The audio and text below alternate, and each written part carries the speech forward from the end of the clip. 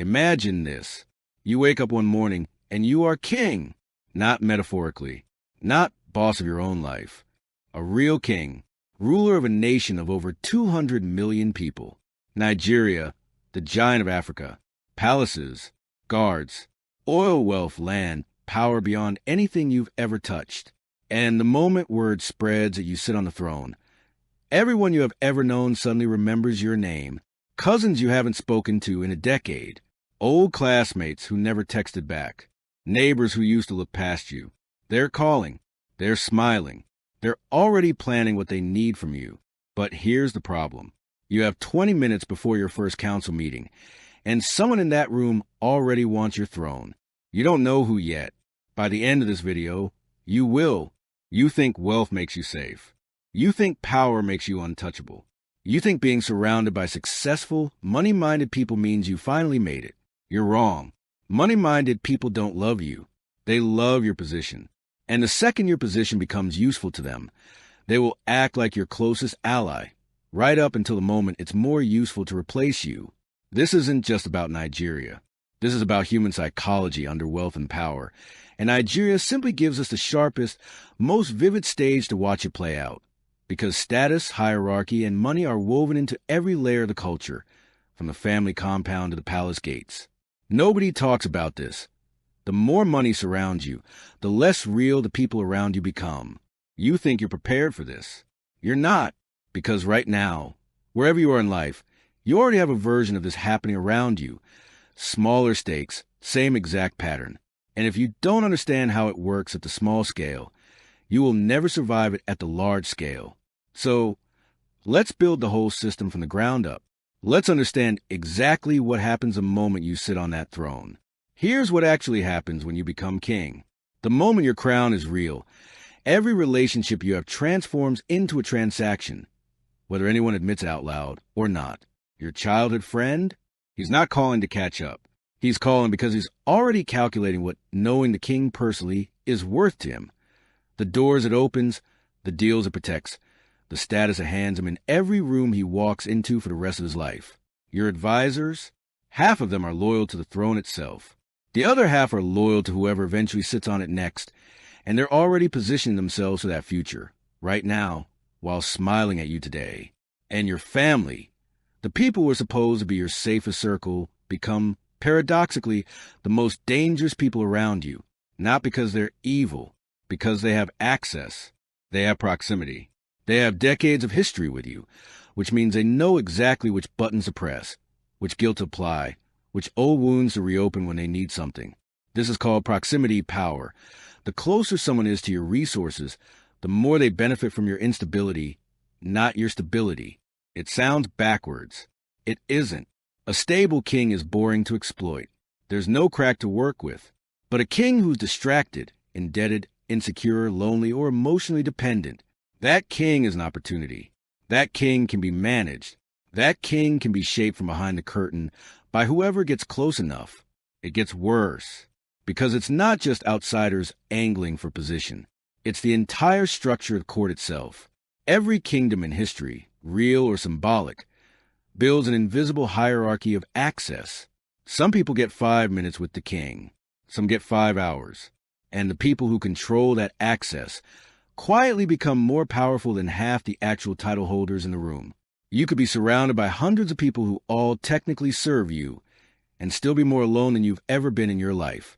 Let's break down exactly why money-minded people behave this way, because it's not random and it's not personal. It's predictable. Psychologists describe this pattern as resource-based attachment. When someone's affection, attention, or loyalty is tied to what you can provide them, money, status, protection, access, their brain doesn't process you as a person anymore. It processes you as an asset to be managed and maximized. This is why you'll notice something strange the moment you gain real wealth or power. People start agreeing with everything you say. They laugh harder at your jokes. They stop challenging you, stop correcting you, stop pushing back on your ideas. This feels like respect. It is not respect. It's isolation disguised as loyalty. Because the moment nobody around you is willing to tell you the truth, you lose the one thing that made you dangerous, sharp, and capable before you ever became king.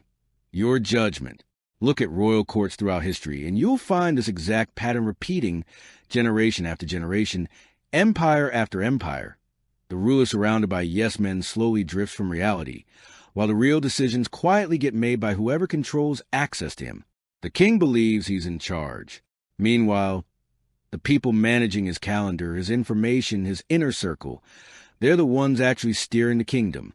Now overlay that same structure onto modern money-minded culture, the hustle culture circles, the clout by association networks, the rooms where everyone is quietly ranking everyone else by net worth and usefulness. You get a court just as dangerous as any ancient palace. Different robes, same throne room, same games. Here's the part nobody wants to admit out loud. You cannot tell who's loyal by how they treat you when things are good. Anyone can smile at a king holding gold. Loyalty only reveals itself under 3 specific conditions: when there's nothing to gain from you, when there's something to lose by standing near you, and when no one else is watching to see if they stayed. Most people fail at least one of those 3 tests. Some people fail all 3, and you won't find out until it's too late, until the crisis hits, until the money dries up or the scandal breaks or the political winds shift, and suddenly the room that used to be full is empty. This is the part every new king learns the hard way, usually right when he can least afford the lesson. But here's where it gets genuinely dangerous, because there's a deeper problem underneath all of this, one most people never see coming, and one almost nobody warns you about. It's not just that money-minded people will use you. It's that you start becoming one of them. The longer you sit on that throne, surrounded by people optimizing every single interaction for personal gain, the more your own brain quietly adapts to that environment. You start scanning new people for utility before you even learn their name. You start wondering, automatically, what everyone wants from you the second they walk into a room. This is called environmental psychological mirroring. You don't just get exploited by a toxic system around you. Eventually, you start running the same code yourself, without even noticing the shift. And that's the real danger hiding inside the crown. It's not the assassination plots. It's not the palace coup or the whisper conspiracies in the hallway. It's the slow, invisible erosion of who you were before the money, until one day you look in a mirror and you genuinely cannot tell if you're still the same person or just another money-minded player wearing a bigger, heavier crown. Stay with me, because there's one more layer to this that almost nobody talks about, and it might be the most important one of all. Let's talk about what happens to the people who fall, the kings who lose everything, and why. History is full of rulers, moguls, and self-made men who reach the very top and collapse within a few short years. And when you study the collapses, the pattern is almost always the same. It's rarely the economy. It's rarely an external enemy. It's almost always the inner circle. There's a concept in psychology called the loyalty illusion, the false belief that the people closest to you, physically and socially, are automatically the people most invested in your success. In reality, closeness and loyalty are 2 completely separate variables. Someone can be in your inner circle for years, benefit enormously from your rise, and still quietly root for your downfall, because your downfall creates opportunity, restructuring, a chance for them to move up while you move out. This is why so many kings, CEOs, and self-made wealthy figures get blindsided by betrayal from the exact people they trusted most. It was never really trust. It was convenience dressed up as loyalty, and convenience evaporates the second a better opportunity appears. Here's the second hidden mechanism: status anxiety in the court. Everyone around a powerful figure is constantly, silently comparing their position to everyone else's position. Who gets more access? Who gets mentioned first? Who sits closer at dinner? This creates a constant low-grade competition inside your own circle. People who are supposed to be on your team are actually competing against each other for your attention, and that competition breeds exactly the kind of backstabbing, rumor spreading, and quiet sabotage that eventually reaches your ears in the worst possible way, usually right when you need unity the most. And the third mechanism, the one that catches almost every new king off guard, is information control. In any court, whoever controls what the king hears controls the king. If your inner circle can shape which problems reach you, which people get blocked from meeting you, which bad news gets softened or delayed, they are, in practice, ruling through you. You may wear the crown. They may be holding the actual reins. This is exactly why so many powerful people end up making decisions that, in hindsight, look completely disconnected from reality. It's not that they became foolish. It's that the information reaching them was already filtered, curated, and shaped by people with their own agenda long before it ever reached the throne. So how does a royal king survive all of this? First, separate access from affection. You allow people close to your resources without ever confusing that with closeness to your heart. Build different circles at different levels of trust. Not everyone who's allowed in the palace is allowed in your mind, and not everyone who manages your business is allowed to manage your emotions. Second, protect a small, unbought council. Every stable ruler in history who actually lasted kept at least one or two people whose loyalty predates the wealth entirely. People who knew you before the crown, who have nothing new to gain from your rise, and who therefore have no incentive to distort the truth. These are the only voices you can fully trust when everyone else in the room is performing for you. Third, watch behavior under friction, not favor. Anyone can be loyal to you when you're generous, powerful, and winning. Real loyalty only reveals itself when you say no to someone, when you're visibly vulnerable, when there's an actual cost to standing beside you publicly. That is your only reliable test.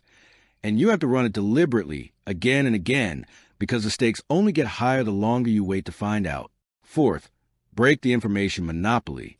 Never let a single person or a single small group control everything that reaches you. Build multiple independent channels of information, different advisors, different sources, people who don't talk to each other, so no one can quietly filter your reality without you noticing. Fifth, never let your identity depend on the throne. The moment your entire sense of self becomes, I am king, you become terrified of losing the crown, and fear-driven kings make desperate, erratic decisions that money-minded people can smell and exploit instantly. The kings who last are the ones who know exactly who they'd be without the palace, without the title, without a single naira to their name. This is the real crown, not the gold one, the one made of self-awareness, boundaries, and a circle small enough to actually trust with your life. You didn't just imagine becoming king of Nigeria for the fantasy of wealth and power. You imagined it because somewhere underneath, you already know this exact test is coming for you, just at a smaller scale in a smaller room with smaller stakes, but the same exact rules. Every promotion, every windfall, every version of success you're currently chasing is going to bring its own throne room, its own money-minded circle, its own quiet, invisible war for your attention and loyalty. The people who protect their judgment, their identity, and their real relationships when they rise, those are the ones who stay in power. The ones who don't get quietly replaced by the very people smiling next to them the whole time. You don't need an actual crown to face this test. You are facing a version of it right now, in whatever circle currently surrounds you, at work, at home, in the group chat that only shows up when you're doing well. The question isn't whether you'll ever sit on a literal throne. The question is, when your version of that throne arrives, will you still know who's actually with you, or will it already be too late?